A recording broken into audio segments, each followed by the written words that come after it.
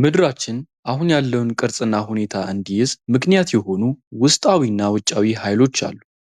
እነዚህም ኢንተርናል እና ኤክስተርናል ፎርስ ብለን እንጠራቸዋለን። ለምሳሌ እንደ ፎልዲንግ፣ ፎልቲንግ፣ ቮልካኒዝም እና ዌዘሪንግ የመሳሰሉት ናቸው። በዚህ ቪዲዮ ስለ ኢንተርናል ፎርስስ እንመለከታለን። ስለዚህ ቪዲዮውን ላይክ፣ ሰብስክራይብ በማድረግ ተከታተሉ። ዋት አር ኢንተርናል ፎርስስ ሼፒንግ ዲ እርዝ? ኢንተርናል ፎርስ ማለት ከውስጠኛው የመሬት ክፍል የሚወጣ ኃይል ሲሆን በምድራችን ላይም የምናየው ከፍታና ዝቅታ ቦታ መንስኤዎች ናቸው። እነዚህ ኃይሎች ልክ እንደ ፎልዲንግ፣ ፎልቲንግ፣ ቮልካኒዝም እና እርዝኩዊክ ናቸው። እስቲ እያንዳንዳቸውን እንመልከት።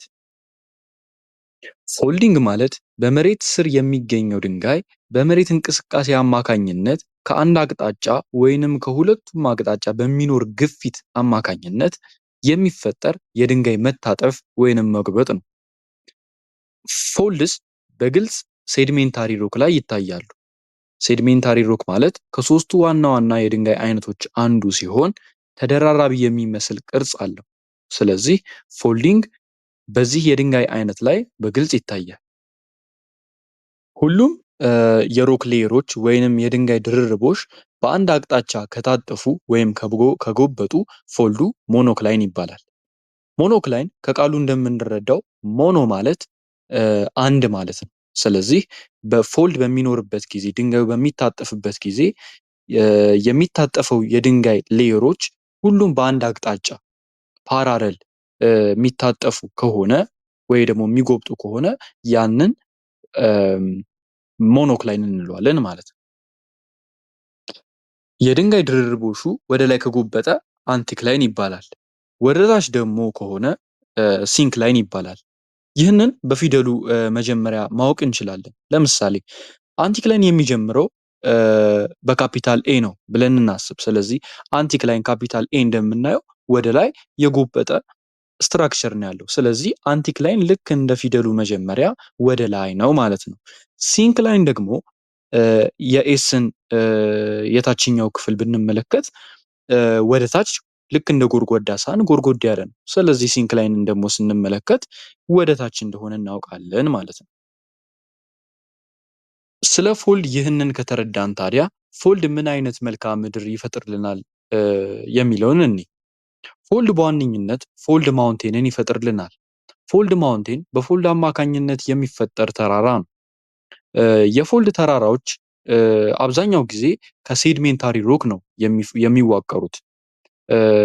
መገኛቸውም የአህጉር ጫፍ ወይ ደግሞ ኤጅ ኦፍ ኮንቲነንት ነው።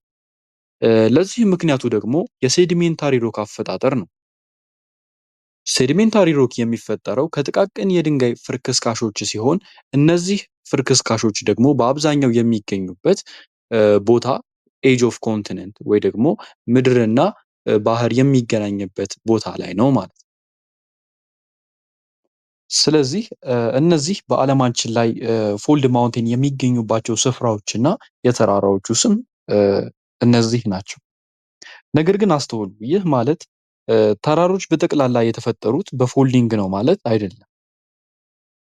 በቀጣይ የምንመለከተው ፎልቲንግን ነው። ፎልቲንግ የእንግሊሽ ቃሉ ፎልት ማለት ጥፋት፣ ስህተት ወይም ብልሽት ማለት ነው። ታዲያ ይህ ከፎልቲንግ ጋር ምን አገናኘው? ፎልቲንግ ማለት መሬት በሚኖራት እንቅስቃሴ መሰረት በመሬት ስር የሚገኘው ድንጋይ ሲሰነጠቅ ወይንም ሲሰበር ማለት ነው። አያችሁ፣ በመሬት እንቅስቃሴ ጊዜ ሁለት ፎርሶች አሉ። እነሱም ኮምፕሬሽናል እና ቴንሽናል ፎርስ ናቸው። ኮምፕሬሽናል ፎርስ ድንጋዩን በሁለቱም አቅጣጫ ሲገፋው ነው። ታዲያ በዚህ ጊዜ ድንጋዩ ቅድም እንዳየነው ፎልዲንግ ሊያጋጥመው ይችላል። ነገር ግን ድንጋዩ መታጠፍና መጉበጥ ካልቻለ በኃይሉ አማካኝነት ለሁለት ይሰበራል ወይም ይሰነጠቃል። ያኔ የተሰነጠቀውን ፎልት እንለዋለን። ስለዚህ ድንጋዩ መታጠፍ አቅቶት ስለተሰበረ ፎልት ይባላል። ፎልቲንግ በቴንሽናል ፎርስም ሊፈጠር ይችላል። ቴንሽናል ፎርስ ማለት ደግሞ በመሬት እንቅስቃሴ አማካኝነት ድንጋይ ወደ ሁለት ተቃራኒ አቅጣጫ ሲጎተት ነው። በዚህም ጊዜ ድንጋዩ ለሁለት ይሰነጠቃል። ታዲያ ሁለት አይነት የፎልቲንግ አይነቶች አሉ። ኖርማል ፎልቲንግ እና ሪቨርስ ፎልቲንግ። ኖርማል ፎልቲንግ የሚፈጠረው በቴንሽናል ፎርስ አማካኝነት ሲሆን በዚህ ጊዜ አንዱ ድንጋይ በአንደኛው ላይ ወደታች ይንሸራተታል።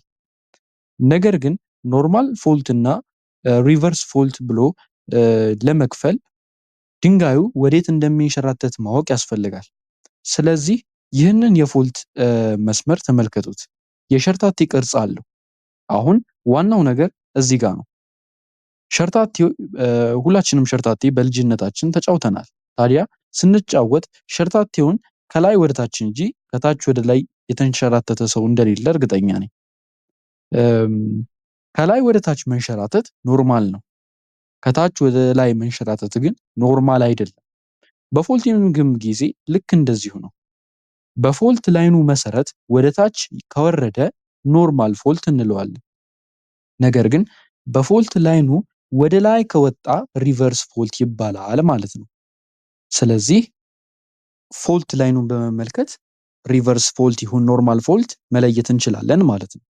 እዚህ ጋር ኖርማል ፎልት የሚፈጠረው በቴንሽናል ፎርስ ነው ብለናል። ሪቨርስ ፎልት ደግሞ የሚፈጠረው በኮምፕሬሽናል ፎርስ ነው ማለት ነው። በፎልቲንግ አማካኝነት የሚፈጠር የመልክዓ ምድር አይነት አንዱ ሪፍት ቫሊ ነው። ሪፍት ቫሊ የሚፈጠረው በሁለት ፎልት ላይኖች መካከል የሚገኘው የመሬት ክፍል ወደ ታች ሲሰምጥ ነው። እዚህ ጋር እንደምትመለከቱት በሁለቱ ፎልት ላይኖች መካከል የሚገኘው ይህ መሬት ወደ ታች ዝቅ ሲል ያን ዝቅ ያለ ቦታ ሪፍት ቫሊ እንለዋለን። ካጠገቡ ያሉትም የከፍታ ቦታዎች ብሎክ ማውንቴን ወይ ደግሞ ሆርስት እንላቸዋለን። በዓለማችን ላይ ትልቁ የሪፍት ቫሊ የሚገኘው በአህጉራችን በኢስት አፍሪካ ሪፍት ቫሊ ነው። ርዝመቱም 7200 ኪሎ ሜትር ያህል ሲሆን ከሲሪያ ተነስቶ ቀይ ባህርን አልፎ ኤርትራን፣ ኢትዮጵያን፣ ኬንያን፣ ታንዛኒያን፣ ዲሞክራቲክ ሪፐብሊክ ኦፍ ኮንጎን፣ ሩዋንዳን፣ ብሩንዲን ነክቶ ሞዛምቢክ ላይ ያቆማል። በአፍሪካ ላይ ያለው ርዝመቱም 5600 ኪሎ ሜትር ነው። በሀገራችን የሚገኘውም የኢትዮጵያ ሪፍት ቫሊ ሲስተም ከዚህ የአፍሪካ ሪፍት ቫሊ ሲስተም ጋር አንዱ ክፍል ነው። ስለዚህ ከአራቱ ኢንተርናል ፎርስስ ዳት ሼፕ ዲ ኤርዝ ክረስት ሁለቱን ተመልክተናል። ቀሪዎቹን ሁለቱን የምንመለከት ይሆናል ወደፊት። ሀሳብ ጥያቄ ካላችሁ በኮሜንት ላይ አሳውቁኝ።